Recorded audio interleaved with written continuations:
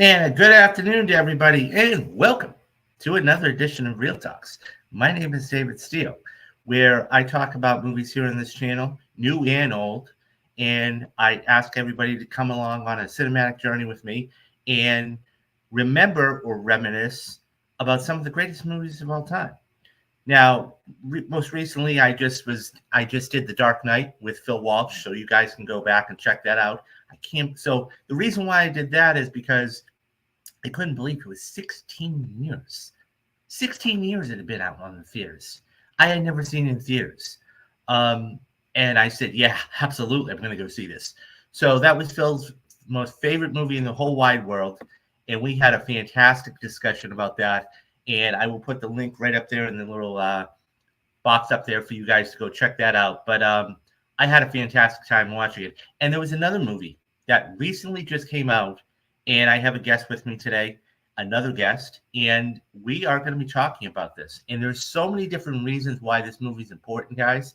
And there's a couple, actually, believe it or not, there's actually a couple correlations to The Dark Knight. At least one I found that was similar as I was watching it, and that's Spider-Man. Now, anybody knows about Spider-Man, it's one of those long superhero tales. Like, wow, he's been around for years, and he has. Of course, Stan Lee and everybody created, not him in particular, but the whole character itself. This was an incredible movie. Just, I remember going, this was my first time experiencing it. I remember seeing the trailer for the very first time in the theater back in 01. And there's a reason why this actually got released in May of 2002. And so this was actually going to come out earlier, okay? And then, of course, we had the tragedy of 9/11. And Sony made the conscious decision that, because, of course, there were a lot of shots. And the reason why I say this, guys, is because anybody who remembers the very first trailer, and now it's a, quote, red band trailer. The trailer was a bank robbery, okay? And so these guys were going in, doing a quick smash and grab. And so they go onto the roof and they say, this is easier than taking candy from a baby. And then subsequently, they hop in the helicopter and they get going. And so it starts to pull back a little. And when I first saw the trailer back 20 some odd years ago, I said, this is going to be a spoof of some sort. And I happened to see a little of the clear webbing. And I'm thinking to myself, oh my God, they're not going to do it. And so then, it starts to tailspin. And then it just stops. And when it stops, it's silent. And you're like, okay, what's going on? And then it pans back and it pans back. And you start to see the Twin Towers and back and back.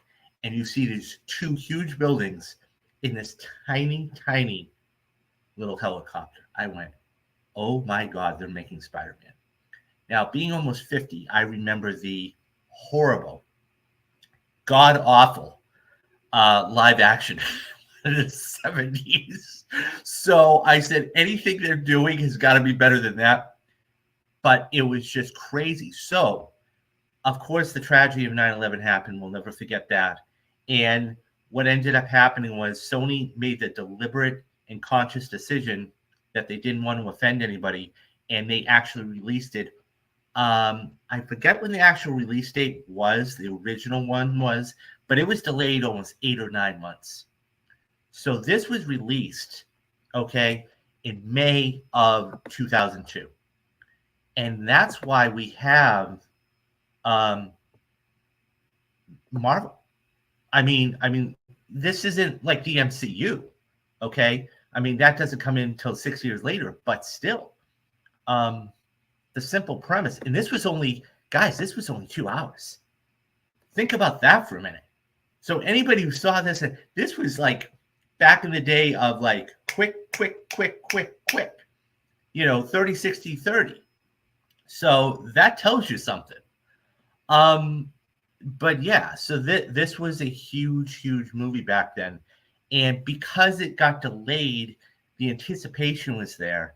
And I mean, you can call it like what it is. I mean, whether it's a Dune 2, okay, that gets delayed, or Challengers, which, by the way, guys, I'm going to be covering here on the channel. So come back for that at the end of April. And I'm going to be doing a whole summer box office, kickoff the summer preview show. So we got a ton of good stuff in that. But it's like a movie any movie that gets delayed, right? And you want to know how big it's going to be and how well it's going to do. And next thing you know, it's 8 or 9 months later. And boy, did it really take off and swing into theaters, no pun intended. So when this actually came into theaters, okay, this was a big opening for this. And it made little less than $115 million. And it really kicked off the summer. And that's why we have, honestly, that's why we have Marvel in May. And that was a big thing for this. Of course, when we go 22 years later, you're saying, well, why are you telling me all this? Because this is relevant because of today's structure and landscape of movies. Because 20 years ago, okay, the movie industry, the blockbuster season, if you will, okay, was only June, July, and August. That was it. It was June, July, and August, and that was the major 3 months. Now you push it back to May, and it's a whole new landscape. So this comes out in the first week of May, okay? And this does gangbusters. And this ends up making a lot of money opening weekend. And not only did it end up making May 3rd, but not only did it end up making a lot of money opening weekend, it ended up making a lot of money in general. So it grossed a little over $407 million. Okay. Now you're saying, well, where does that rank? And I bring this up, guys, because this is incredibly vital. Now, truth be told, this is not adjusted for inflation, so take that with a grain of salt. According to IMDb, all time, this is the 59th largest opening weekend of all time. Right below, okay, Pirates of the Caribbean at World's End, and sandwiched in between that and Minions. And where did it all time? So I said all time because it made a little less than $826 million. Okay. Now, where does that rank? Because that's an impressive statistic. That's in the top 100, guys, of all time. Okay. Now that's in between, believe it or not, Wonder Woman, which made $823 million, and Transformers: Revenge of the Fallen, which, of course, just, was another one in the franchise. So it was really interesting to see where this came and where it went and what we got from it. Now, all of that being said, now that you know the backstory about it, now we can get into the actual nitty-gritty of the film. The reason I bring this up, too, is because I didn't see Spider-Man in theaters. I saw the trailer. I never saw the actual picture itself. So last week, okay, and as everybody knows, and by the way, guys, this is the very first one of the Spidey streams, okay? So every single week, okay, you guys are going to be getting, and what Sony is doing, is they're re-releasing all of the Spider-Man movies, okay? This last week was Spider-Man. This week is one of the arguably the best superhero movies of all time, some would say. And I would tend to agree. It's in that top echelon in Spider-Man 2. The next week is Spider-Man 3. And we're going all the way to June 6th with No Way Home. So this is the very first Spidey stream. And yeah, and I'm really, to be all honest, I'm excited to see all of them. I've seen them before, but really the only one I remember is No Way Home, because of course it came out a couple years ago. So I wanted to bring in my guest, okay, Matthew Anderson, as he takes a drink of his soda. And but nonetheless, I because he actually went to go see it himself too. And I wanted to get somebody else's perspective because I can tell you my perspective. Okay. But it's one of those things where I want to get somebody else's perspective on this too, because I want to know what their experiences were. I want to, like, for example, Matt, do you remember when the I'm going to call it Red Band, but do you remember when that like Red Band trailer now came out of the Twin Towers all those years ago?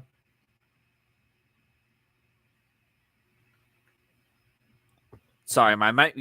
Yeah, there you go. I was going to say you muted, Yeah. but There, so let me. Do you remember the experiences? like, yeah, but it wasn't like an official like Red Band trailer. Right. It was just, No, exactly. Well, at the time, of course, I'm using that label now because yeah.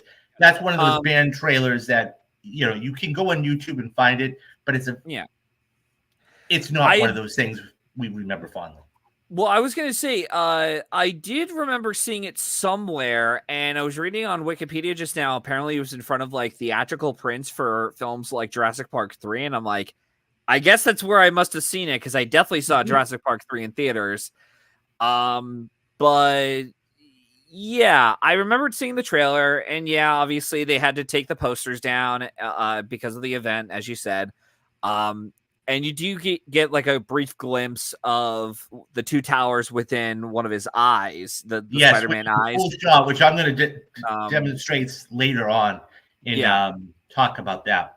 But yeah, so I didn't have I had family obligations on Monday, and plus I had forgotten the screening was on Monday anyway, so I couldn't go see it in theaters, and the closest one in town that would be able to play it on like a Wednesday or even like a Tuesday afternoon was like 2 hours away, and I'm like, screw that. So I stayed home. I literally threw it on last night because I'm like, I don't have to watch this again, but screw it. No, that's it. And that's the thing. Like everybody, and guys, that's the thing. Like these Spidey streams and like the Dark Knight and whatever else, these are all spoilers. So I mean, it's been 20 years. I mean, I was just talking about this in a space last night, spoilers, and I'm going to get into that whole facet of it in a couple of minutes. But the simple fact is, this has been around for 21, 22 years. If you haven't seen Spider-Man, you're fresh out of luck, guys. Okay. I was going to say, what the hell are you doing here in the chat? Exactly. Go ahead and watch it. As I said, in my other stream the other day with Phil, if you've been living under a rock for the last 16 years, okay, and haven't seen The Dark Knight, I don't know what to tell you.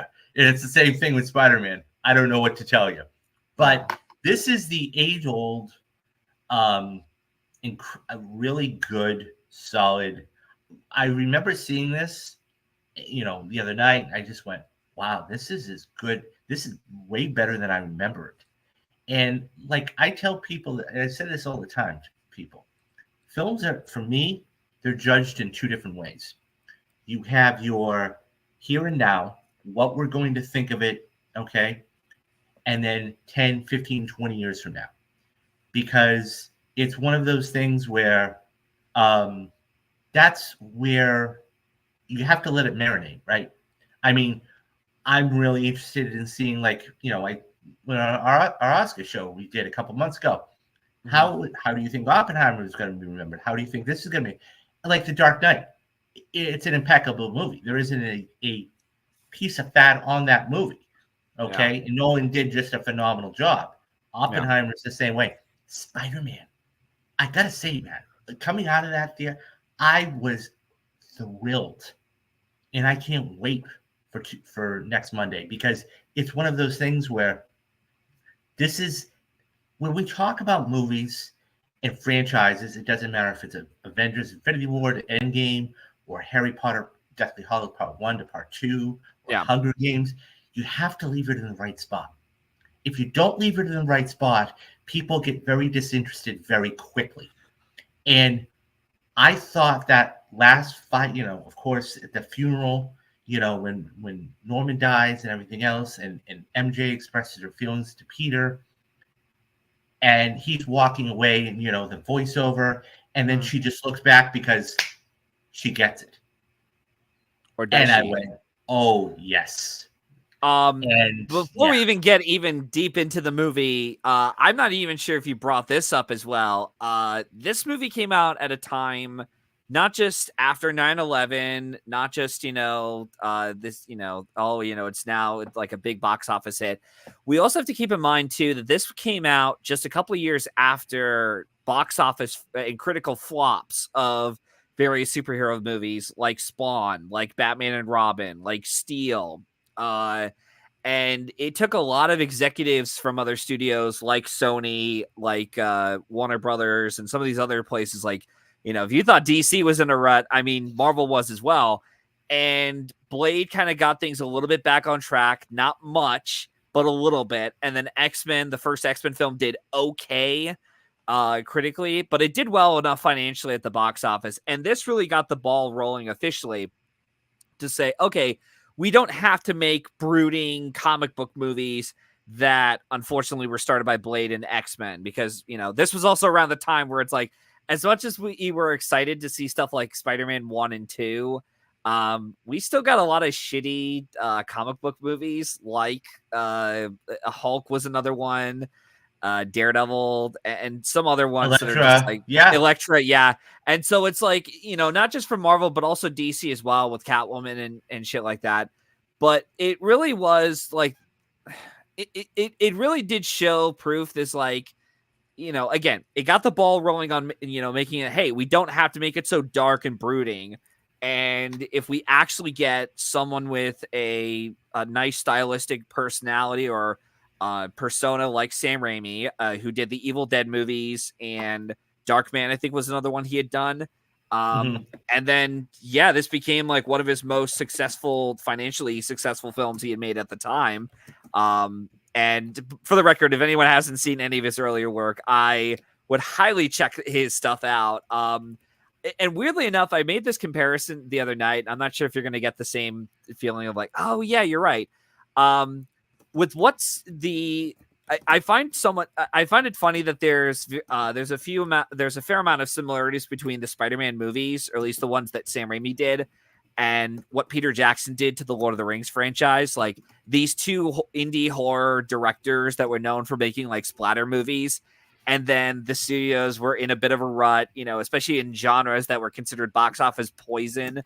And then once they came on to do said intellectual property, they said, all right, well, we're not going to make it just a standard, simple story. I mean, we'll still have enough there, at least with Spider-Man, but we're also going to I'm going to put my own, stamp as a director on these movies. So you could tell it's my movie. So like Peter Jackson, it feels very much like a Peter Jackson film. With the Lord of the Rings films and Spider-Man, it feels very much like a Sam Raimi film, because there's a lot of weird, unintentionally hilarious stuff that we'll get to in a minute.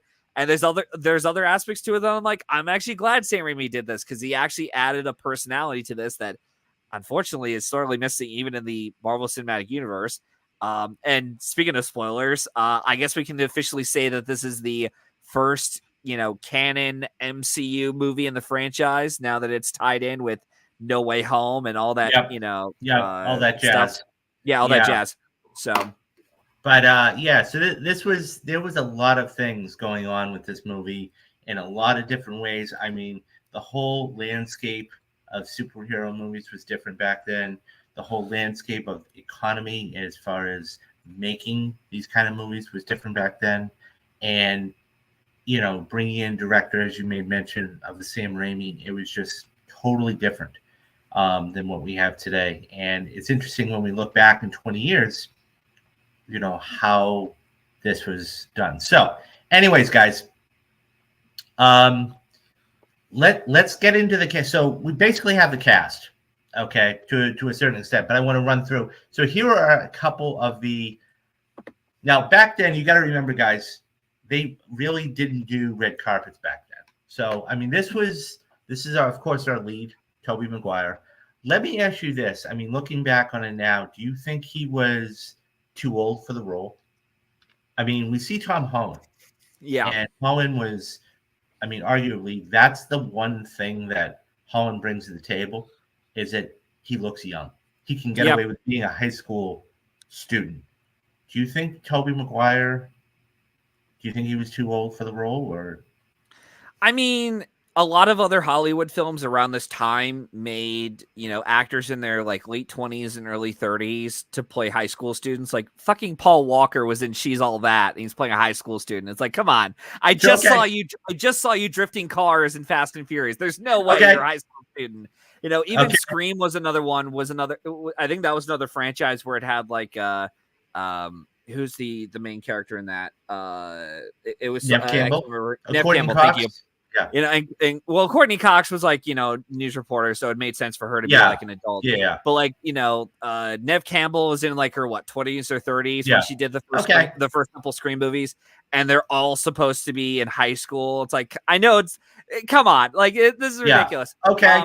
But I think the only high school movie that I could think of on the top of my head that was that actually hired teenagers to play teenagers in high school set films was The Karate Kid, the very first one with Ralph Macchio. Which, Ralph by the way, Macchio. guys, I am going to be doing a retrospective of The Karate Kid on the channel here later this year. So, with Gremlins, so check that. Don't forget to look for that later on this year. But but as far as Tobey Maguire himself in the role, like he's serviceable. Like I don't really think he's that good of an actor. I've never really seen him in anything that has impressed me that much. Although he's serviceable for the job. And what's funny too about the role was that Leonardo DiCaprio was originally asked to play the role, but he had backed out partly because he wanted to film. Instead of taking the star power route that someone like Timothée Chalamet is kind of doing. He instead decided, I want to work with auteur filmmakers. I want to work with someone like Martin Scorsese. Yeah. And they ended up filming Gangs in New York together. So we got, the lesser of his compadre. It was funny because it was like a similar situation happened where DiCaprio ended up doing Titanic and he couldn't do Boogie Nights. So instead they got, a buddy of like DiCaprio's or someone he had worked with in the past, which was Mark Wahlberg. And it's like, well, you got the lesser of him. Of DiCaprio. But yeah, no, he's fine, I guess. I don't know. Like I would have liked to have seen a better actor play the role, but at the same time, well, I mean, I don't think it really, 20 years looking back on it, 20 years later, I don't think it diminishes from it. Right? The other thing I will say about it was I'm really grateful for the memes going around Tobey Maguire. Oh, absolutely. Like the faces, like they're so funny. Absolutely. So that's the one thing I'm like, I'm glad we at least have those. So. Yeah, I rewatched the film earlier this year on TV, and it still amazes me how well it holds up. And in general, it's a masterpiece in my eyes. This is also my favorite William Dafoe role by far. Yeah, and I mean, Dafoe's been around the block. He's been in the game for a long, long time. There's all these. He's been nominated for 4 Oscars, and he hasn't won yet. So, we're gonna get into Dafoe in a couple of minutes, but I think he really brings something to the table here. So that's our lead. So our love interest, Kristen Dunst. And now I gotta say this. I mean, I thought she was great in this. I really did. But as I'm watching this, I can't help. So anybody who hasn't seen it already, I'm not going to give anything away. Don't worry. But there's a little movie out with her in it right now called Civil War, which I loved. Okay, I mean, I think by the way, guys, I'll put the little spoiler cast up there in the link there for you guys. But all my thoughts are in there. But I couldn't help. But when I see her in this role in 2002. I couldn't help but think of her today in the film of Civil War. And I'm like, wow, like this is crazy. She's still doing this 20 some odd years later, looking great as ever. And it's just one of those things where it's like, it's hard not, and maybe it's the recency effect. Maybe that's part of it too. But I couldn't help but think of her, like seeing the young MJ to her in Civil War. It was kind of interesting, but I thought she was great. I really do. She does the best of what she can. She's not really given a really interesting character in these movies, particularly the first one. I'll get to my script. I'll get to my issues with the film later on. What's funny though is I'm pretty sure Kirsten Dunst was Cheers. in Jumanji and what was the other film? Small Soldiers, which I grew up Mhm. watching as a kid all the time, along with this. And yeah, I would definitely be interested in seeing more of her work because I know she can be a really good actress. I mean, even though I thought it was kind of, when she got the Oscar nomination for Power of the Dog, it was very much a case of we finally got your nomination that you should have been long overdue for in a popular enough film, and there was no way we were going to give it to you for stuff like Marie Antoinette because it wasn't that popular enough, and Melancholia, well, that's because of the whole Lars von Trier incident. That if you're ever interested, look that up because that's god. But yeah, no, Kirsten Dunst I think is can be a wonderful actress, or at least a solid one. It's just the material given to her here is just not that great, and to be fair, they never really learn how to write female characters in comic book movies that Mhm. well or that complex Yeah. compared to now. So Yeah. um yeah. So let's move on to, and you were just speaking about him, Antonius, William Defoe. I thought he basically, as far as what he did in this movie, I thought he was incredible. Okay, maybe incredible is a little stretch. I thought he was very, very, very good. It's Would hard you say enough he's amazing? to, yeah, pun intended, guys, pun intended. Yeah. But I mean, he was really good in this. Just the fact that he was able to play um, a dual character like that, and be able to get away with it. Um, it was just, it was very good. Um, what did you think of his performance? He's definitely the one that he's one of the few aspects of the film outside of the presentation and the score we'll get to by Danny Elfman. He is definitely one that makes the film really, really enjoyable. And he's having a ball with this. Like he's having so much fun, playing the typical Dr. Jekyll, Mr. Hyde scenario. Yeah, that mirror trick. Oh my God. I mean, He's so great. that's one of the And, greatest things, in and the film. It yeah, just, he's talking, and then he's holding the drink, and then next thing you know, boom. Go ahead yeah. and finish your thought. And yeah, no, he's really fun in the film. Although I will say it was very funny.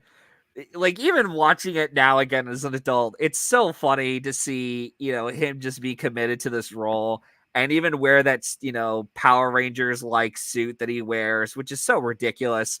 And, his like, rooftop scene with like him talking to a paralyzed Spider-Man, he just hits him on the head like he's at a water cooler, and I'm like, oh my god, this is so fucking hilarious. Like there's other things with him in the movie that's great, and I do want to bring up there's another one that we might get to, but oh my god, but he does really make it fun. He's like Yeah. enjoyably, delightfully having a great time, and really like it. I think what also was kind of the point to bring up with the superhero films is that if your main character is just kind of like like a little bit like on the side, at least you got to make your villain memorable. Oh, Like you have, absolutely. because and if you don't get the right actor to do it or even give him enough decent enough material for him to work with, it's like yeah, it's just gonna kind of sag, and you're just gonna be dealing with like, okay, your lead's kind of boring, and your villain is too over the top, or he's not really given uh, any kind of I wouldn't really want to say complexity because this film really isn't that No, yeah, complex. absolutely. I mean, at the end of the day, it's two things, right? And Tony has touched upon a little bit of it here. Always loved Kirsten Dunst as MJ, and I'm really glad we got the reference in No Way Home to know that everything's okay with MJ and Peter. I So to just speak. enjoy the dynamic with their relationship, and I think at the end of the day, really does two things. This is two movies, not two movies, but there are two real among all of the other ones. There are two major themes in this movie. Okay, the first is it's a coming of age story. Okay, so you know, we have two friends. Okay, one is really wealthy. Okay, and is higher. upper class and everything else. Okay. And, you know, it's kind of like a love triangle. I mean, this is what I was going to bring up with The Dark Knight. One reason why that was so good. When you're able to put in a love triangle and it works, and this one, believe it or not, guys, this worked because you had the upper, you know, I think it did. I really do, Matthew. Believe it or not, this is because here's the thing. Okay, you have the upper class, higher, guy in James Franco, who is going. They're both going after the same girl, and Mary Jane. Okay, one is upper class. Okay, and the other one is struggling just to get by. Okay, I mean, we see him, trying to catch the bus. We see him, being bullied in being bullied. We see all these things, and the thing is, they're I won't say fighting, but they're both swooning over the affection of this one girl. And it's interesting that you have this, competitiveness, for lack of a better word. And so when Harry does go out with MJ, he's a little bit disappointed, okay? Yeah. But he sees that MJ is starting to liken to the fact Peter is always reassuring to her. He's always positive. I mean, these are things that Harry just isn't. He's always, I won't say nasty, but he's verbally tough on her. And then you have, of course, Norman, who's talking about, we have the whole Thanksgiving scene, and, how he basically, what he does and what he says. And so, even when she gets up, she says, well, you can't even defend me. But Peter would be right there and be like, well, what are you doing? Why are you talking to her like this? So there's two different dichotomies there. Yeah. That worked. That really worked for me, but it was really a love triangle. And then on top of all of that, okay, you have one that is living with his father in an upper class mansion type of thing, and the other one is living with his aunt and uncle. So you have that. There were a lot of good dichotomy things, polar opposites, that really worked. One of the other things that worked, okay, is both of them lose a father figure in Harry and Peter. So, when Peter loses Ben, he's lost. Yeah. And that is, that even got applause from my theater, okay, is when he, in the car, and I could tell you're just completely dismissing this, but it's one of those things where, you look back. I mean, that's when you think about Spider-Man, okay? When you think about the character of Spider-Man and who he is and what he can accomplish, his uncle said it: with great power comes great responsibility. Yeah. And usually, when it comes to a superhero, you have to have loss of some sort. You have to have loss. And that was the thing with Peter. Yeah, that was something that God, yeah, if anything, it kind of makes me even more disappointed where the franchise goes with the third one, where it's like, God, you had so much to do with like setting Harry and Peter up, and they're kind of like, how is Peter going to have to deal with the fact that he's going to eventually have to tell Harry about, hey, he was kind of responsible for his dad's death. And we don't, by the way, we don't find out until like not until the third one. But even Peter, okay, has a hard time telling Aunt May that, hey, look, I could have, and that eats at Peter in all those films, because guys, remember, he never killed that robber. He tripped over the pipe and he fell to his death. But the fact that he had to keep it from May, okay, the closest person to him aided him for a long time. And that's why the scene in the second film, and we're going to see it if everybody goes, whether you've seen the film or not, is when there's a tipping point. And Yeah. he sits down with May and says, May, look, there's something I have to tell you. I did this. I could have, like when I did this, I could have stopped Ben's killing. And that is like a whoa moment.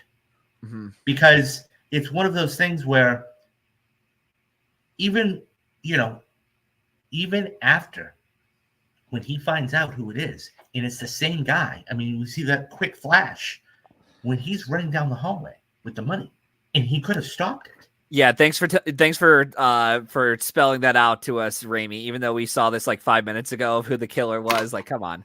Yeah, but still, but it's still one of those things where it's a regret type of thing, though, Matthew. Yeah, He I has got regret about it, and I think that's important because it's one of those things where all of the things that Ben was saying, with great power comes with great responsibility, all of the little things, they're coming to fruition.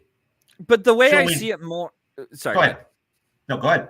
Well, I was going to say to me, it's more like I could forgive it if it was the one time I'd seen it on film, but I see all these other films do it too, where it's like we got to also like spell it out for the audience, or we got to remind people like, oh, remember this moment that happened like 5 minutes ago. Well, it's always like that in films, like the way that they present that. There is a difference between a callback, okay, and then shoving it down our throats. Yeah, see, I kind of see it as both, but I let it slide a little bit because it's the one time they do it throughout the film, and I'm like, all right, I'll let it slide this one time, and it is pretty brief. But going back to what you were saying about the love triangle, I do not think that love triangle works.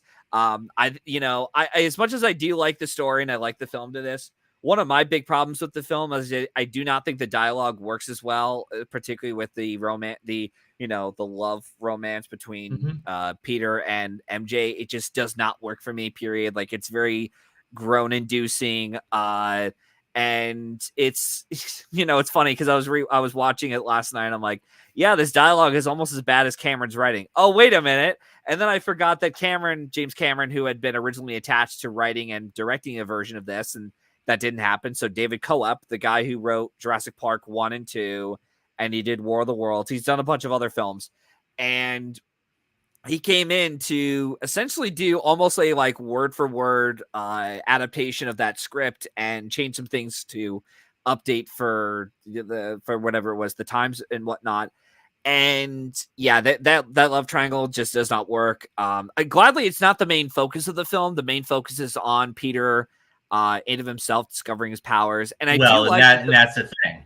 And the other thing too I like about the film is that the first hour or so, which I didn't even notice until my rewatch this time around, is that we don't actually see him put on the official Spider-Man suit until around like 50 minutes in, an hour in. And I hadn't realized that because all throughout the first like 40, 50 minutes, they're establishing characters. They're establishing all their motivations. Why, especially Harry Osborn, why he would, be so desperate to, take the serum that would eventually turn him into the Green Goblin.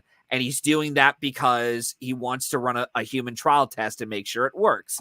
And then things kind of, fly off the handles. With the case of Peter Parker, he wants, it's established pretty well that he wants to impress MJ. And by doing so, he wants to go to a fight, which I find it so funny, first off, that we get to see Octavia Spencer be the Academy Award winner. And that's, by the way, I'm going to get to that in a minute with another little cameo. But but they established all these things in the story, and I like the way the story is structured, but the dialogue at times is just really groan inducing. Oh no, but you got to remember that's part of it, though. That's part of it at the time. I get it, but at the same time, there's other lines in the film, and some of them I'm able to forgive. Like, I love Willem Dafoe's like when he says the line, "Am I out?" No, I was gonna say, I'm sorry, I'm late. Work was murder. I'm like, absolutely. I mean, that's a meme in itself. So Antonia says Defoe's Goblin is perfect casting, like DeVito is Penguin or Alfred Molina and Stark. And by the way, I agree with so many iconic lines. Out am I? No one says that to me. Think about the hero. Yeah, no. I mean, look, when you watch movies that are like 20 years old like this, the one thing that you're going to always come back to, is you got to kind of scuffle and giggle and laugh at the dialogue and go, oh my God, did they really just say that? Or did they really just do that? Because we all know today that there's no way they could get away with that. Okay. Yeah, they would actually make it better or try to. Although I will say, I was glad how, again, for going back to the pacing of it, for a movie that's 2 hours long, we don't actually get to see the Spider-Man suit until an hour in. Mm-hmm. And I hadn't realized that because, again, we're actually connecting with these characters enough. Like, even though it is a bit like quickly and abruptly, like, oh, now all of a sudden he just kind of, Peter snaps at Uncle Ben in the car.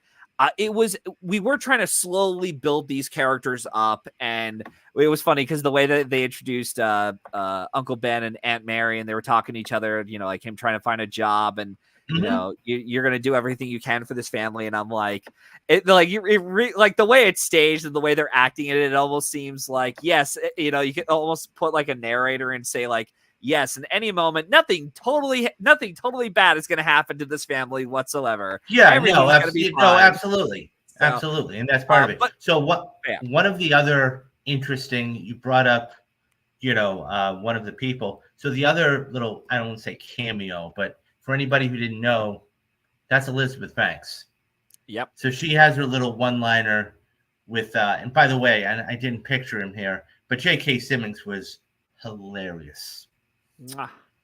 Perfect casting. You want to talk about perfect casting in the Marvel films. That is just like, and then perfect. To have that he can come back 20 plus years later, okay, with the end of Homecoming or the end of Far From Home, and No Way Home, and actually still reprise the role. That's priceless. Yeah, even the Amazing Spider-Man movies were smart enough not to include J. Jonah Jameson on screen because they're like, who the hell could top him? No one. No, yeah, exactly. I mean, when there are characters we think about in all of cinema, and there are, when we talk about J. Jonah, there's only one person, and that's Kit Simmons, and it's amazing. He is one of those actors that's so he will. I've yet to see it, and I probably should do it for a retrospective. Yeah. He's turning 10 this year, and I'm talking about Whiplash. Of course, that was what he ended up winning the Academy Award for. But it's amazing to see. I mean, look, he's played the commissioner, but yeah.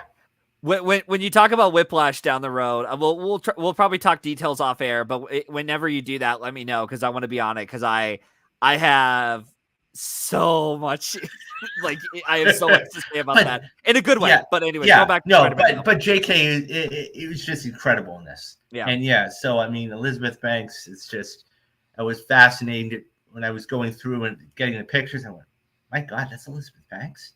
Yeah. Holy smokes. But but there's another aspect here too, okay? And that's jealousy. I mean, let's call it, one thing that Harry and Norman and Peter, even he says, if you need anything, he treats Peter better than he treats his own son. Yeah. And so when, we have that whole meltdown, okay, and she basically says, I'm going to go be with Peter, okay? Yeah, pretty much. It's one of those things where that's when he, the father says, look, there are certain inaccuracies here. I'm going to correct. And by the way, way to be cryptic, Dad. No kidding, right? I haven't been there for you, son. Well, I know you're busy, but there are certain inequities I'm going to correct. But one of the greatest scenes, and I forgot how good this was, is when Aunt May is praying and she's reciting the prayer. And the last scene that she's about to say it, and then the explosion comes in, and Goblin's standing there on the hovercraft, and it's deliver us from say it, say the line. I died of laughter watching. There are tons of scenes throughout the films where I unintentionally laughed hard. This was one of them. I loved how ridiculous it was, And and it's it like, was just so, oh, but that was like one of the things. It's like, okay, I see you, I see what you're doing. Okay. yeah. Yeah, it's just so many different things. And Can we talk so, about the Macy Gray parade? yeah, I mean, that was, We have to talk about it right now while we're talking about go unintentionally ahead. hilarious moments because okay, so when I first saw the movie, so I saw the movie back in like 2002, 2003, whatever it was on VHS. I kept watching it over and over again. And then when I finally came time to rewatching this for the first time in years, all the way through in like during the pandemic, 2020, and it was like the first time I actually sat down and watched the whole thing.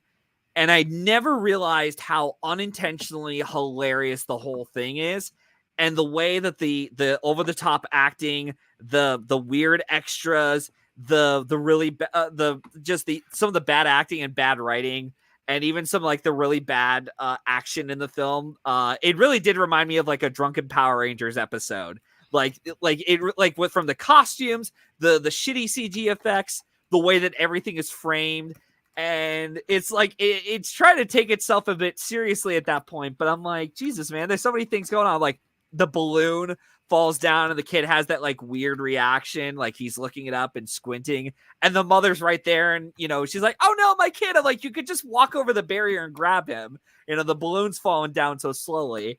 And then, Peter's on the side with the Spider-Man suit. He's like, come on, kid, move. And it's like, wait, you're gonna wait for him to move. Like, you're not gonna just immediately swing in and get him. And then, like, the Green Goblin gets on the ground. He kicks Spider-Man over to a lighting pole. It knocks itself down and it hits one of the pedestrians. It's like, well, that fucker's dead. And all this shit. And it's so funny to be like, I get it. Like this was a very challenging movie. It was very tough for them to make, and this was like technically the first film that brought superhero movies back. I get it, okay, but with the way everything is presented, it was almost like what? Wait, what? Yeah, And no, then, I know. like how ridiculous it all is. That's the thing, it's though. So funny. Yeah, there are some things you just have to roll with it, and I think that it doesn't matter how funny that is or how old it is. And yes, is it dated? Yeah, of course. I'm not going to lie about that. But at the same time, that's what makes it, so good. But it's just something I never noticed as a kid. And of course not. It's also one of those things too where it's like, again, you ask me to roll with a scene like that, I'd be like, yeah, whatever, move. Like, no, hold on, whoa, wait. We can't just go past this, like, sudden disaster. Like, I need to analyze this, and I need to look over. Yeah, I mean, what the hell is going on here? That's what that you got to understand something. The idea of a hero, changes. And yes, are some of them corny? Yeah, absolutely. I'm not going to lie to you about that. Yeah. But at the same time, it's the simple premise of, he may have been able to go over and save the kid in a snap, but it's still one of those things of, is he going to do it? Right? I know. It's to create tension building, but at the same time, it's just the way they present it. I know. What I thought I know that. So sometimes, I hate to say this, sometimes it's forced. Yeah. Okay. Sometimes it's forced. Sometimes you have to give it a little tug to make it, roll down the hill. Yeah. But that all being said, there were a couple of really cool. When we talk about this film today, we do talk about a couple of major things. One of the cool shots that I saw and I had forgotten about was the bomb. Yeah, that was kind of cool. That was a very cool kind of, especially for the time, seeing that. And that was, I think during the third act, but it was really cool to see how they were able to, the reflection of it. And, you talked about it briefly about having, one of the other ones too, and I'll bring this up. I think the most iconic shot of this movie, even 20 years later, is still the kiss. Now, forget about winning Best Kiss on MTV's, movie awards all those years ago. this was a cool, just what it's one of those moments in cinema we talk about, whether it's Captain America picking up the hammer. I mean, pick whatever one you want. This was a cool moment. This was a cool, sensual, romantic shot in the rain, and this is actually the first time where, and this is what's so funny, right? Because she falls in love with Spider-Man, but she can't fall in love with Peter Parker. And it's one of those things too where, look, it's like that scene of Batman when Bruce wants to tell Vicky, and then the door knocks, and he's like, I'm Batman. And that's the thing. Like, he wants to tell her, listen, I'm Spider-Man. I'm the person behind that mask. I'm the one you kissed, but he can't do it. Yeah. And so you have to juggle both personas of being able to see this, and you have a crush, but also this is the same girl that, is who's your next door neighbor and everything else. And you can't tell her. Yeah. But I always found that interesting. Like, you have somebody in Harry who, I mean, well, they were both going after the girl, but it's just, you have somebody in Peter Parker who can talk to her and relate to her all the time and be comforting and everything else, but yet he can't do it as Spider-Man. Yeah, I mean, it did start the ball rolling on that aspect of it, of like, the secret identity thing, and we've seen it in plenty of other even knockoff superhero films where it's like, I can't reveal the identity of my superhero persona to my loved ones. What's funny though is that in Amazing Spider-Man, if you remember, they reveal that actually in movie 1 with Gwen Stacy, played by Emma Stone. And that was something I did appreciate with that film. And again, at the time, this was, again, they couldn't really take a whole lot of risks with this. They were just very much like, we're finding our footing as to like what works and what doesn't in terms of the over the top goofiness and what works with the more serious stuff going on with the film. So they couldn't take a whole lot of risks and have like right off the bat say like, oh yeah, she knows the identity of Spider-Man. It's almost like we got to play, like anything, like you're trying to warm up the audience, and then when you get to your second movie or whatever second wave of films, it's like, all right, now we could start challenging the audience with things. But yeah, I was okay with that. I did find out though that with the upside down kiss that they ended up having to put cotton balls into his like nose or whatever because the rain kept seeping in. Yeah. But yeah, think about it like, yeah, that is kind of it's not really that hot of a kiss or anything now that that it's like. No, exactly. I mean, obviously 20 years later, it's like, okay, but at the time, yeah, it was like the big thing. And, sure.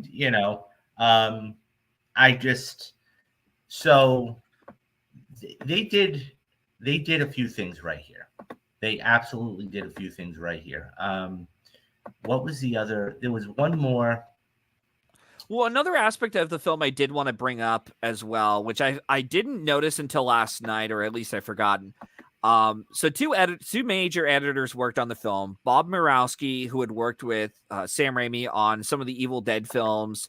He had worked with him. Bob Murawski had won an Oscar for editing The Hurt Locker. He did Oz and the Great and Powerful, the Doctor Strange in the Multiverse of Madness. So he's worked with Sam Raimi on a fair amount of films together. And the other editor was Arthur Coburn. And I found out that Arthur Coburn, which actually might explain some of the weird transitional editing bits you see here that they're not as crazy, especially in 2 and 3. That we saw in the first one was Arthur Coburn that's a great shot. Arthur Coburn ended up editing Running Scared, which starred Paul Walker, and that had a lot of frenetic cuts, a lot of jump cuts used, and even the way that they had transitioned from scene to scene, it's very wacky. And it was the funny thing watching Spider-Man last night. I was like, oh, that explains why the way there's a lot of like weird edits here and there. And I'm like, it's probably because of Arthur Coburn.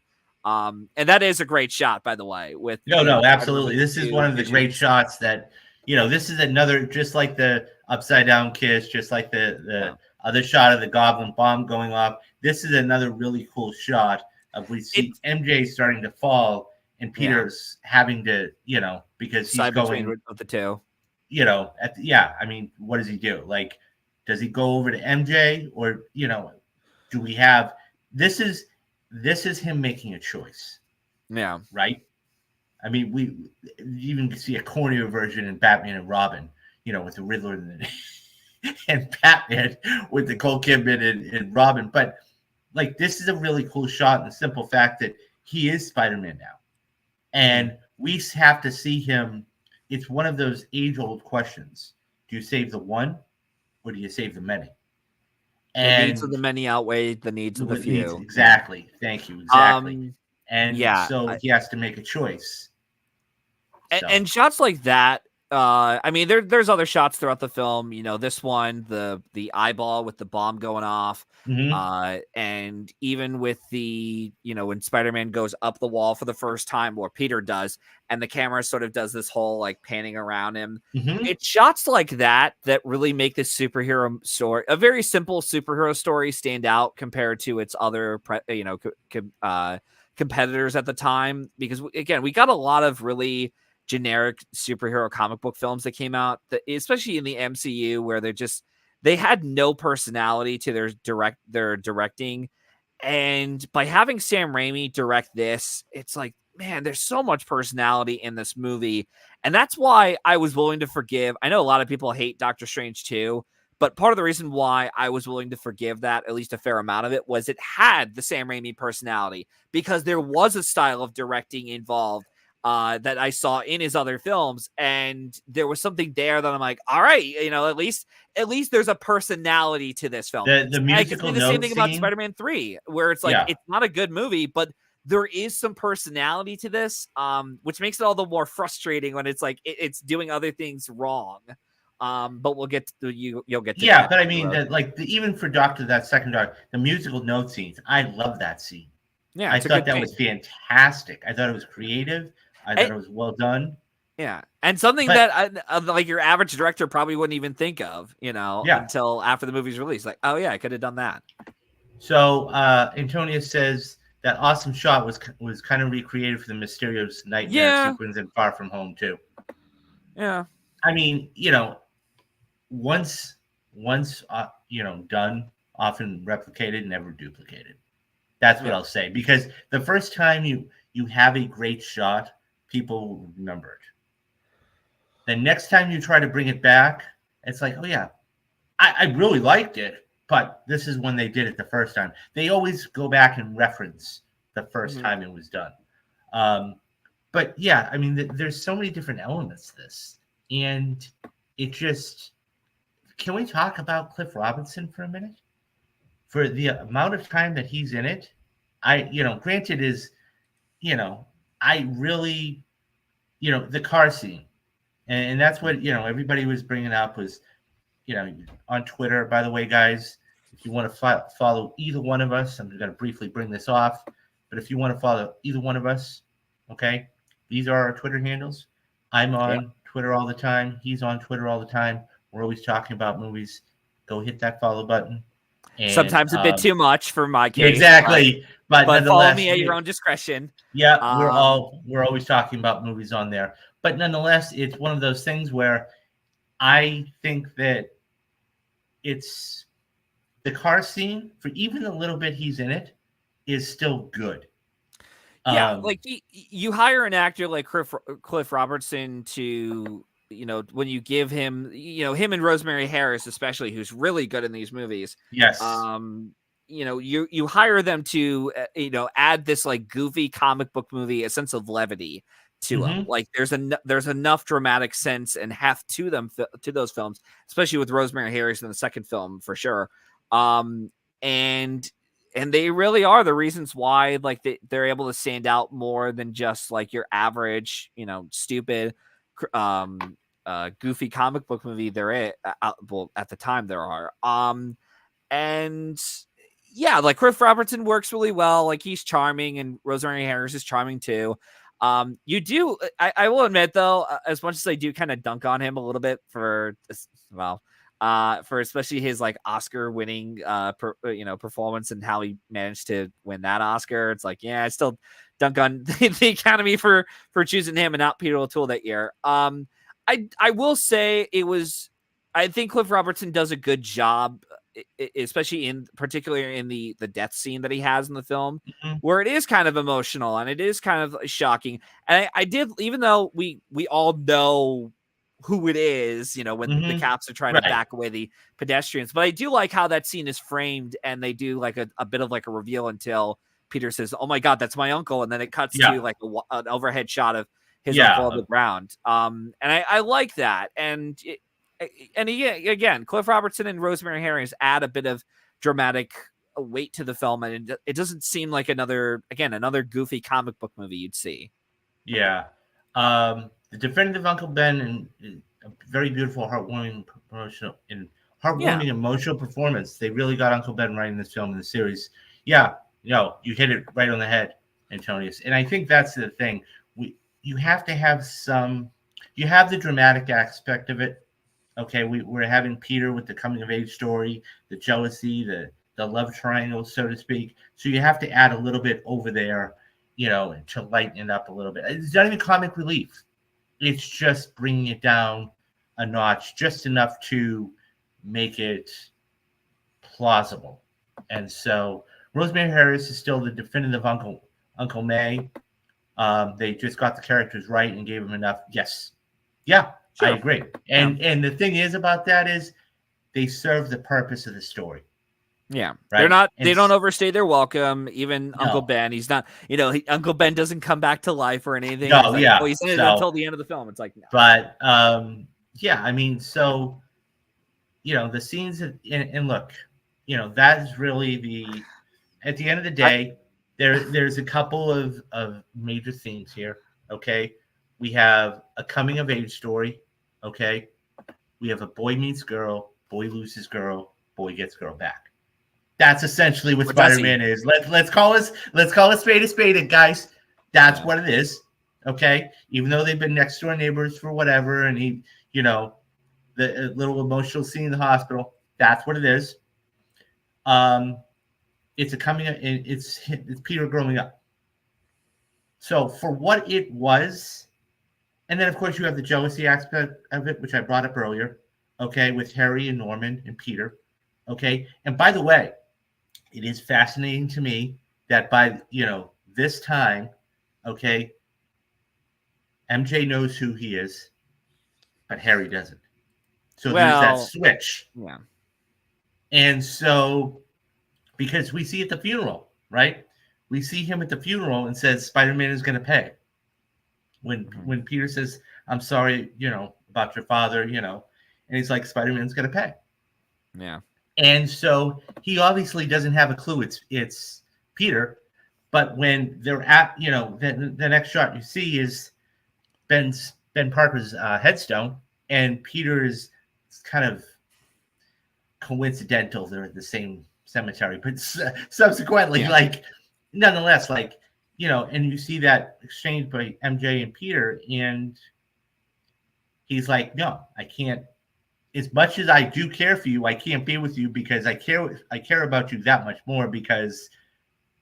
And People then are going to come after me, and exactly, they're going to people be are going to coming come after after. you as If they're well. going to come after me, they're going to come after you. And that's when he's walking away, and she turns her head and goes, and she doesn't say anything, and that's a beautiful thing. And it's like, oh wow, I know exactly who you are. It's kind of like that scene in The Dark Knight where Rachel says one thing, or it's Batman Begins. I stand corrected. It's Batman Begins when Rachel says it's not who you are, it's what you do. It's And what you do then that defines you. Yeah. right, and then she's about to be saved in the subway, and he's like, well, at least tell me who you are. And then he recites Gives the her the line line. back to her, Yeah. and he's like, oh, wow. So, that trope is used quite frequently, but it's how it's used. Yeah. And that was a perfect place to leave it off. Yeah. The The other. goblin dying. Yeah. We got the goblin dying. Harry loses his father. MJ finally realizes that, okay, Peter is Spider-Man. And the question is, what's next? So he's able to really, he's grown up. He's grown up. He's become a man. Okay. And he's dealt with his uncle's death, Mm-hmm. and he's having to now be an adult and fight crime.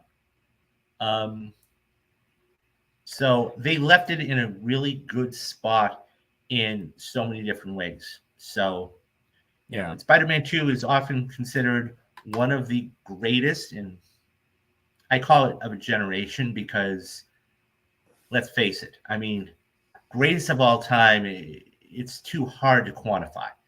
I mean, I could give you at least 7 or 8 fantastic comic book movies. But when you say of a generation, well, this was really one of the best in Spider-Man 2 of the generation. What also So, made the film stand out as well at that time was it had a really, really good score by Danny Elfman. From the moment it agreed. started all the way to the end, it's a really good score that elevates the film, almost the way that like John Williams did when they did the Superman movies, or at least the first one. And and yeah, Danny Elfman did a wonderful job with the score. And it's funny because like that last track that's used where you see Spider-Man swinging around for the last time, that same track is used in the teaser trailer for Spider-Man 2. And that's what got me hyped for the second one. I'm like, Yeah. when I saw the teaser trailer for the second one, I was like, holy shit, they're doing another one. And it's that score. Yep. And it's really iconic too. And I think they even use some of that in No Way Home. Like very, Mm-hmm. it's very subtly Yeah. thrown throughout the film. At least with Tobey Maguire. And I thought they did. Yeah, Danny Elfman provided a really great score, and that's something that, again, just like a lot of other comic book movies at that time, just it's like, yeah, you just don't have that like catchy score or memorable score to you. Yeah. And that was another element that a lot of comic book movies had and failed at doing. And yeah. So the kissing scene with MJ and Peter, this is the one obviously, reminds me that begins, but also reminds me of the chase when kisses Bruce and Batman's Forever, the shocking reveal per se. Yeah, no, absolutely. But see, and here's the thing. At this time, she doesn't know he's Peter Parker. And that's what makes it even better, because the thing is, Peter is still a shy kid who has a crush on MJ. And he doesn't know. I mean, that's like the hospital scene. Like he was trying to basically say in all of those things when, MJ says, oh, Spider-Man? Is like, well, yeah, we're friends. And he's kind of hinting at it, but he doesn't necessarily say, I'm Spider-Man. And he wants to say, I love you to her, but he's just saying these very impressive romantic things, and she gets swept away. And it's one of those things. Peter can't do that. Spider-Man can do the things that Peter can't do, is what it comes down to at the end of the day. And Peter can do the things that Spidey can't. Like Peter can make MJ feel incredible. That's like the scene when the parents are fighting and they both walk out and take out the trash. That exchange, that puts a smile on her face. Or when she's walking from the diner, that puts a smile on her face. But he can't do that, okay? But Spider-Man can't do that. Spider-Man, she is in love with Spider-Man. So the fact that they're able to go and have two personas is still very impressive and very, and you don't see that with, I mean, that's the point, but you don't see that with Goblin. He's just a cold person that just gets deeper and deeper and deeper. Spider-Man 2 to me is one of my favorite superhero sequels next to the movies such as X-Men 2 or Blade 2. Especially that train sequence remains top-notch even in the 20. Yeah. I mean, Yeah, if I'm on for Spider-Man 2, I definitely want to talk about that and potentially like and what there's the hell even that happened with the callback. Oscar chances. Yeah, go Well, ahead. yeah, Sorry. absolutely. But even you have that callback in Homecoming, right? I mean, it's not as I have to go back and watch it again, but you still have that callback. This is the first time Tom Holland or Peter is trying to save the world. Mm-hmm. And one of the things that Vulture is doing, and you have that whole train sequence, and that was a direct callback to Raimi and Spider-Man 2. Great films, okay? Great films are able to take little pieces of other films and incorporate them into their film. Whether it's the Danny Elfman theme in the teaser trailer for Spider-Man 2 or whatever it is. I mean, I go back to the Batman. Okay, the Batman was an incredible movie. Why was that so incredible? Okay, because it was able to take little pieces of all of the films. Okay, whether it was the statue head and the thing where Alfred's gonna pick up the mail, or you have the car at the funeral. That's right out of the 1969 Batman. Or you have the Riddler in Batman Exchange. That's right out of the Dark Knight. Okay, or you have there's a couple of other sequences.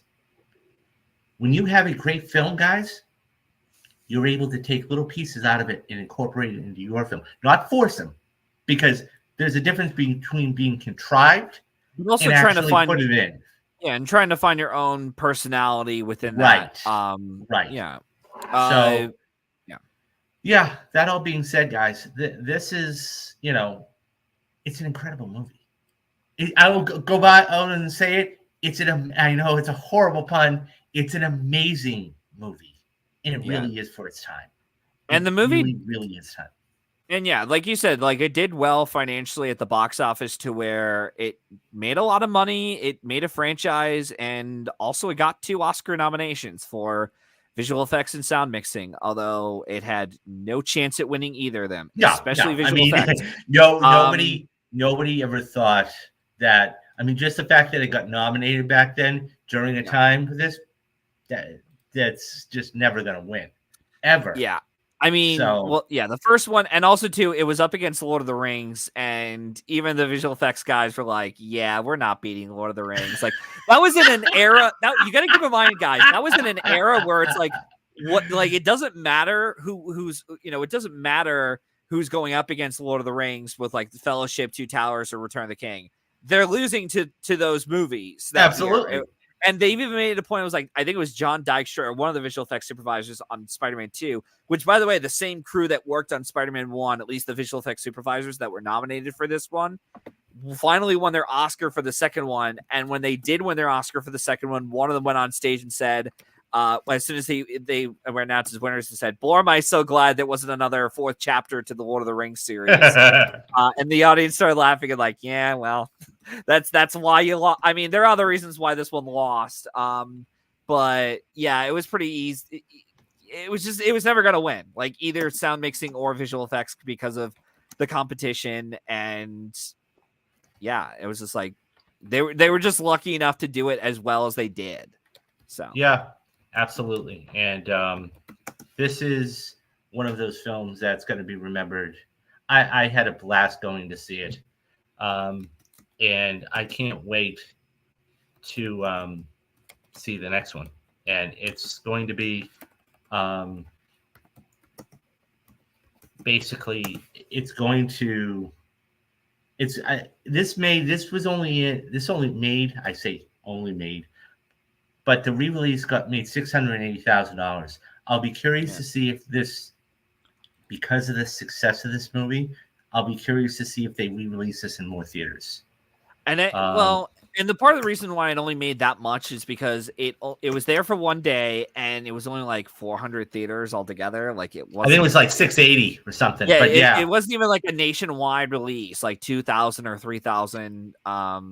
Yeah, it's like you guys could actually make a profit off this. No, absolutely. Right? But it's like, nah, we And don't look, want they're that. going to need for everything that's coming out. Well, I won't say everything that's coming out, but for the disaster that's upcoming, that is Craven the Hunter, they're going to need to recoup as much money as they can. Yeah. So, It also didn't help that Madam Web made like what, and over 100 I million forgot on about like 80 the million. bomb that was Madam Web, but Yeah. anyways, but yeah. So there's one last thing I want to talk about, and you brought it up briefly in one of your points, but and I know for me, and I grew up in a different time, and I'm taught this is theater etiquette. I'm always on Twitter more than I should, truth be told, like you, Matthew. And I have seen so many posts about the even the final scene, when he's walking in the cemetery and the swinging and everything else. Yeah. And guys, I'm saying this as a movie fan. I'm saying this as a movie goer. I'm saying who this is somebody who really enjoys movies. 20 years ago, they never had to even say, put away your phones. Now, they do it in little creative ways and, the Amazon Prime and whatever. Okay. There's a reason why they say, put away your phones. Yeah. Because if you are in a theater with 30 or, I mean, I don't know well, you said you watched it at home. I can say for me personally, there were about 30 or 40 people, could have been more like 35 or 40 people inside of the theater at that time for that show. That being said, there is a reason why they say put away your phones. Okay. And I'm saying this because, and this didn't happen in my theater. Okay. Mm-hmm. But we as a group of people, even if you've seen the movie, okay, this is a 22, 23-year-old movie. I get it. Okay. But guys, have the common courtesy. Please, for the love of God, don't take out your phones. Yeah. Don't record the movie screen. Why? Number one, you might get hit with a copyright by Sony. Okay. Number two, and if that happens, you're shit out of luck. Number two, it's distracting to everybody around you. Okay. Number three, why? What purpose are you serving doing that? Okay. There's so many different things. I'm not even talking about spoilers.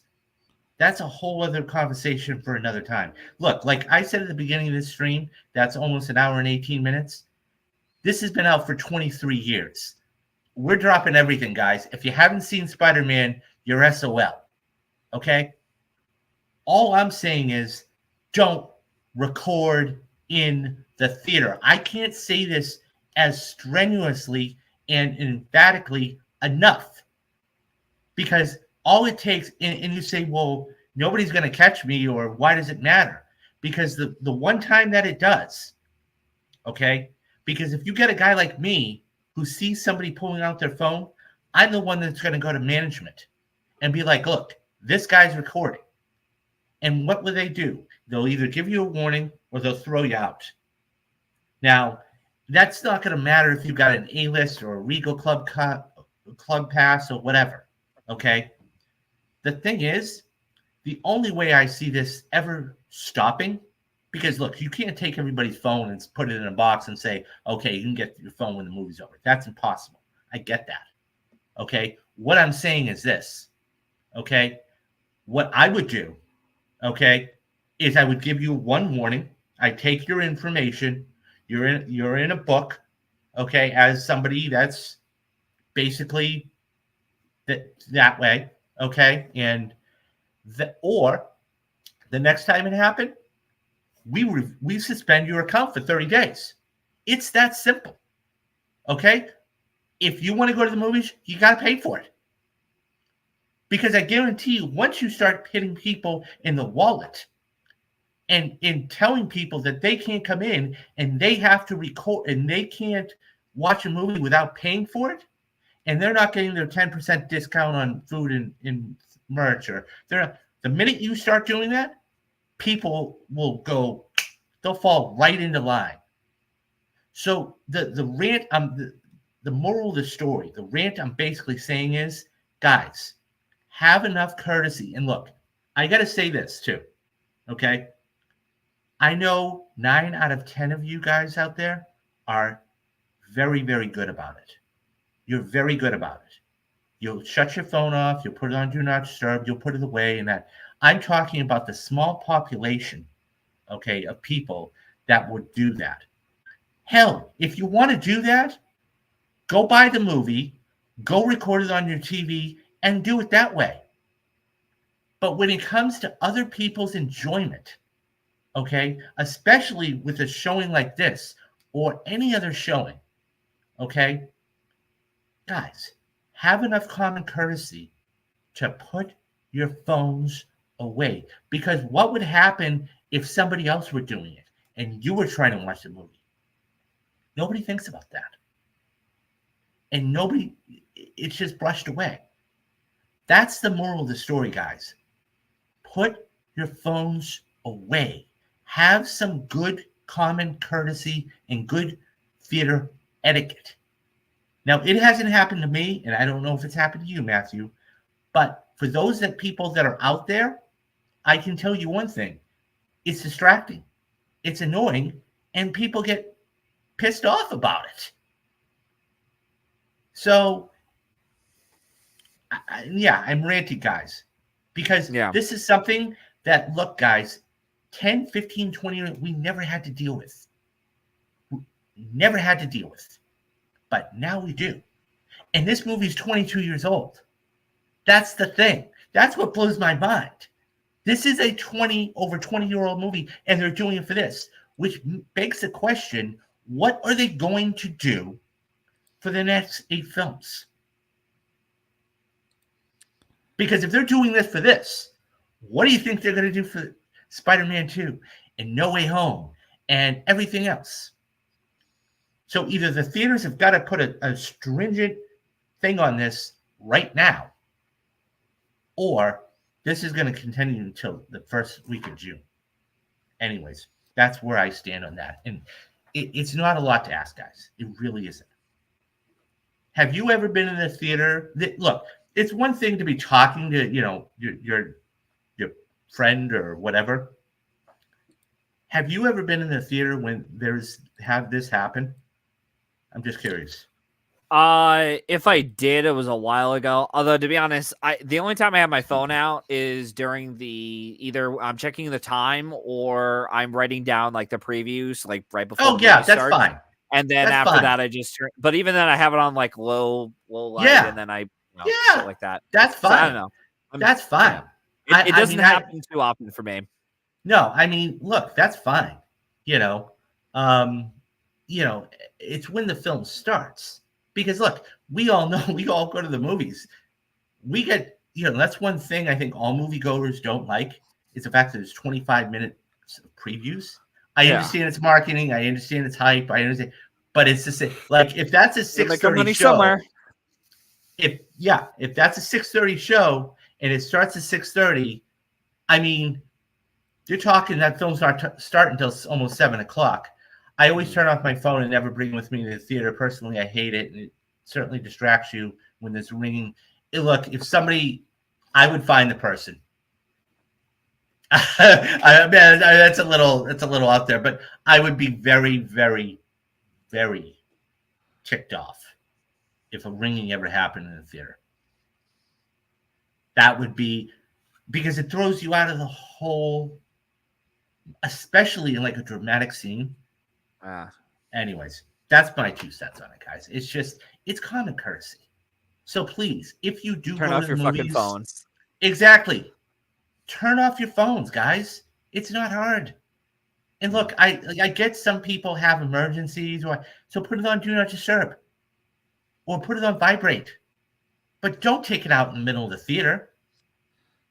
And you do it because you probably think you're going to get caught. It's the one time. Anyways. That's my rant for the day, guys. I'm sorry about it, but I've seen too many posts on Twitter about people taking out their phone, especially like the last swing and walking it. It's just the simple principle. That's all. I Anyways. mean, there's other things I could rant about, but that would make this stream even longer. So No, but it's just that's the thing that, you know, if it was anything else, and it really depends on the movie, right? That's the other thing too. Anyways, guys, but that is going to conclude the Spider-Man stream. This is the very first of the Spidey streams that I said we were going to do. Next week, we've got Spider-Man 2, often considered one of the greatest, and I'm going to call it greatest of a generation, greatest Spider-Man movies of all time, just because of all of the different things that happened and the characters are coming back, and we've got new villains, and we've got possibles coming up. But yeah, I had a blast seeing this in the theater. Are you going to go see Spider-Man 2 in theaters? I make no promises, but I'll try. Yeah, the moment I found out that they were playing this in actually, when I had forgotten that they were going to play Spider-Man 1 in theaters, and I was like, oh crap, I forgot it was this Monday, this past Monday. And then I was looking at my schedule, and I'm like, oh, we'll see. I make no promises, but I will try to watch it in a theater, because it's been years since I saw that in the theater. So yeah.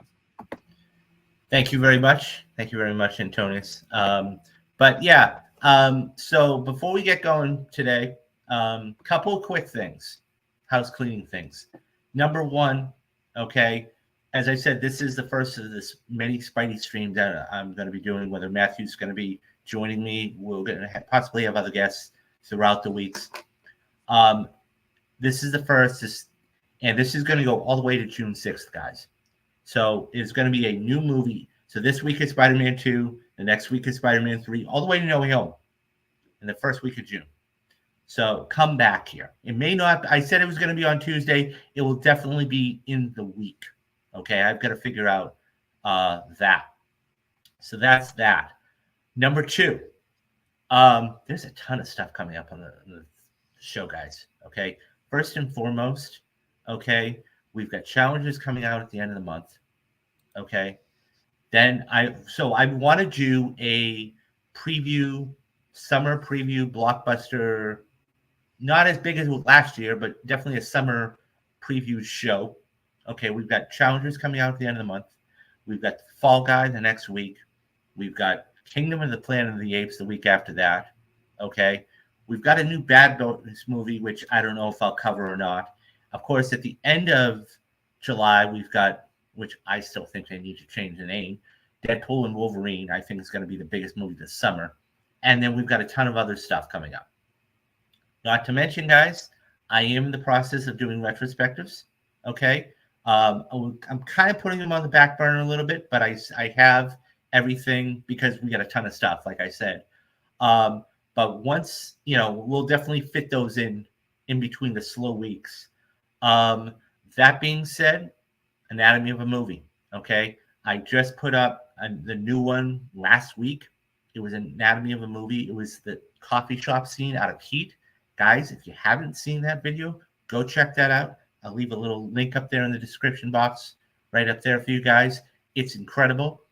I've got another couple of, so the next one I'm going to be working on is either The Godfather, the scene with Michael and how the camera pushes in, or the third act of Return of the Jedi, the throne room scene.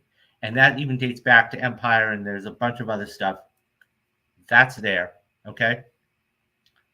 And then, we've got the retrospect. Perfect movies, guys. I just put up The Departed this month, okay? Go check out the Perfect Movie series. There's a ton of great movies on there. I'll put that up there for you guys to check out. I mean, I'm talking The Dark Knight. I'm talking The Social Network. I'm talking about Heat. I'm talking about all these great movies that I think, and yes, film is subjective, critically acclaimed, partially, Silence of the Lambs, everything else. That's all in there for you. So there's a ton of stuff coming up on the channel.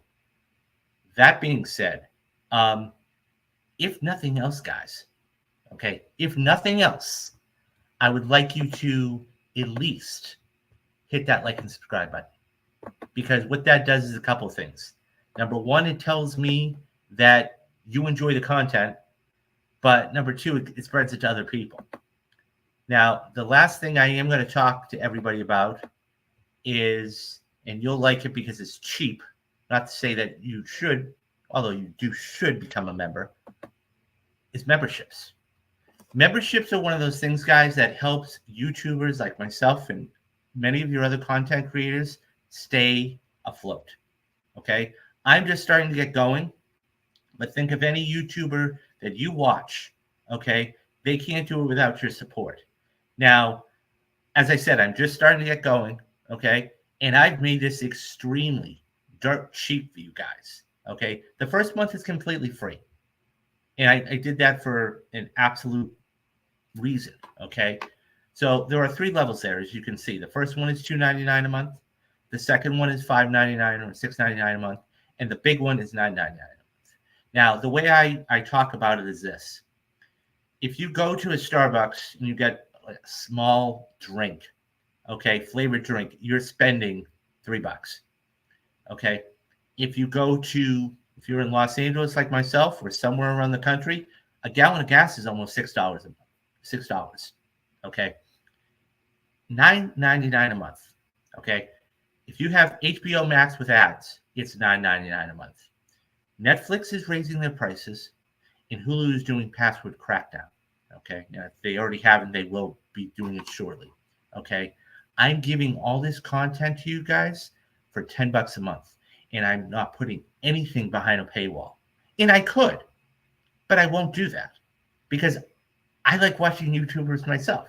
Okay. Whether it is Matthew, or whether it is, Gamer Ability, or whether it is, Turlock, the Hound, or whoever it is, they stay afloat by your support. Okay. And without your support, it's very difficult for them to do what they do. Now, those guys, truth be told, they've got businesses. They're doing very well. Okay. I'm getting there. Everybody. There isn't a person I've ever met over the course of my life that doesn't like movies. It's a fact. Movies are one of those things that affects everybody in every way, shape, or form. Okay. What I'm asking you guys to do is this. Okay. Basically, become a member for the first month. Okay. It's free. It's not going to cost you a dime. If you don't think that I'm providing you enough streams, retrospectives, content, perfect movies, anatomy of a movie video, things like this, Spidey streams, interviews, just did one on the Dark Knight the other day. If you don't think I'm providing you enough of that, cancel. Like that. You're not going to hurt my feelings. Okay? But what you're doing is you're helping support me. You're helping support the channel. You're helping, look, in all this stuff, I want to do this full time. I'm trying to get there, but I need your help to do it. Okay. And by the way, guys, this helps me get better equipment. Okay. I'm in my one little bedroom, place right now. Okay. But it's one of those things where I can do all this stuff with your help. And, the views are incredibly important. And I'm going to put a post out in probably the next day or two. I'm really curious of, and by the way, I want to thank everybody who's watching on Twitter right now, okay, for joining me.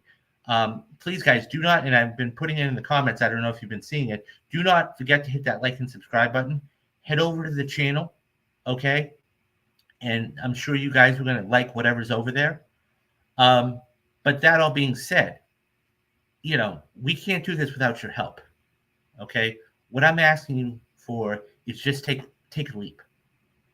And take a leap of faith, okay, and see what's out there. If you guys don't think it's there, you're not going to hurt my feelings. Cancel. But if you do think that, if you like what you see, please consider becoming a member, because I do have goals. Okay, the 2 main goals I have by the end of this year, the first goal is to get 2,000 subscribers. Okay. And the second goal is I want between 15 to 20 paid subs by the end of this year. And I think that's completely doable. Okay? I think it's completely doable. But I'm trying to get these out to the masses. So, that's the thing, guys. That's the thing. It's one of those things where I think that you guys are the heartbeat of this channel. Okay. And the poll I'm going to put out is basically um, how long do you watch? I mean, this is an hour and a half stream, and I get that. Thank you guys for hanging in with me for an hour, 90 minutes. But, of let's say a 45 or 50-minute video, how long are you watching the video for? Are you watching 30 minutes of it? Are you watching 40 minutes of it? Are you watching 15 minutes of it? I'm going to put that poll out there because I want to get a gauge of how long I should make these videos. Okay. I don't want to make 8 or 12-minute videos and cut everything out, but I don't want to make 90-minute videos like this. And guys, I know this is a lot to watch. Okay. A lot of people will tune out as soon as I put up this thing. I get that. But it's one of those things where, once again, I need your help.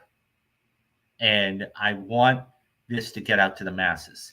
And if I thought for a minute I could do this on my own, I would do it in a heartbeat. But I can't. So what I would say is this, like I said, watch the material. If you think you really like it, hit that join button. And that would do me a huge, huge service. Okay. I am, in a transitional period right now. I'm looking to change jobs. Hopefully by May 1st, we'll see what happens with it. I'll have another job that's stable. Okay. 8 to 4:30. So maybe we do, weeknights with Real Talks. I mean, that's a possibility. There's a lot of different things here. But I want to bring you guys and look, guys, all these movies that I'm going to be talking about to you about for the rest of this year, I've seen them. But I don't want to bullshit you guys. I don't want to just, throw something together and whatever else. I'm going to do the research. Matthew was talking about some of the shots earlier. I was talking about some of them. This is the deep dive stuff that you may not get. And this is what you're getting with Anatomy of a Movie, guys. Okay? I'm taking scenes, okay? Like I said from Heat, I think one of the best top 25 scenes ever put on film by Michael Mann, and I'm dissecting it, breaking it down, okay? And that's important because if you watch a movie, you want to know what the themes are and everything else. Anyways, by the way, guys, I could keep gushing about this and everything else, and I'm not going to sit here and bore you, okay? What I would just say is this. Go check it out for yourselves. If you have any questions about it, okay, any questions of any of the material or anything, hit me up on Twitter. Hit me up on Twitter, follow me, shoot me a couple questions. And guys, I'll just put it out there right now, okay? I'm willing to do custom retrospectives. And when I say custom, $25. I will make a video for you. Okay. It's $25. Okay. I will sit down. I will watch a movie. I will even go through and show you the notes I'm doing. So I'm not going to bullshit you. Okay. And I will make the video for you. Okay. And do that. Because I think that, everybody has a favorite movie. I have mine. I'm sure you have yours. Spider-Man. I mean, that is one of the greatest. I won't say one of the greatest, but for the time, it was one of the great movies. Okay, and now that it's coming back, I'm so excited to do these Spidey streams for you guys. So excited, right? So, like I said, thank you for everybody watching on Twitter. It is much appreciated. I'm good. By the way, guys, I'm going to end this right now. This has been an hour and 40 minutes, and you guys have hung in with me like warriors. And, the fact that I have almost 25 people watching right now is it warms my heart. It really does. Because I know that you guys are enjoying this. So, with all of that being said, and I'm not going to rant on any longer, but with all that being said, the main thing I want to just say is thank you. Thank you. Because you believe in me enough that you will stick with me for almost an hour and 40 minutes. I mean, that's almost the length of the movie. I kid, but like, I just want to say thank you. Regardless of whether you watch the videos, or regardless of whether you hit the like and subscribe button, or regardless if you become a member, thank you. Thank you for watching. Thank you for being there. Thank you for understanding. And that I want to bring every time I come, every time I come on for you guys, I want to give you the best stream I can. I'm never going to give you less than 100%. And whether it's the stream with Phil Walsh in The Dark Knight, or whether it's Matthew with Spider-Man, or whoever or whatever it is. And that's why I want to sit down and watch these movies. And we have so much coming up on the channel, like I said. Okay, guys. You guys are absolute warriors, like I said. Let me get this off. Sorry, guys. Let me get this off. You guys are absolute warriors. You really are. And like I said, I just want to say thank you. But there is a lot of stuff coming up on the channel. I can't wait to bring it to you. The next stream is going to be next week. Okay, it's going to be Spider-Man 2, and then we'll go from there. Okay. With all of that being said, that is going to end this for today. But before I do go for the day, there are always three things I tell everybody. One is be safe. Two is be careful. And guys, number three, be good to one another. Okay? Take care of yourselves. I will see you later, and have a good one. I'm David Steele. He was Matthew Anderson. This is Real Talks, and have a good one, guys. Bye-bye.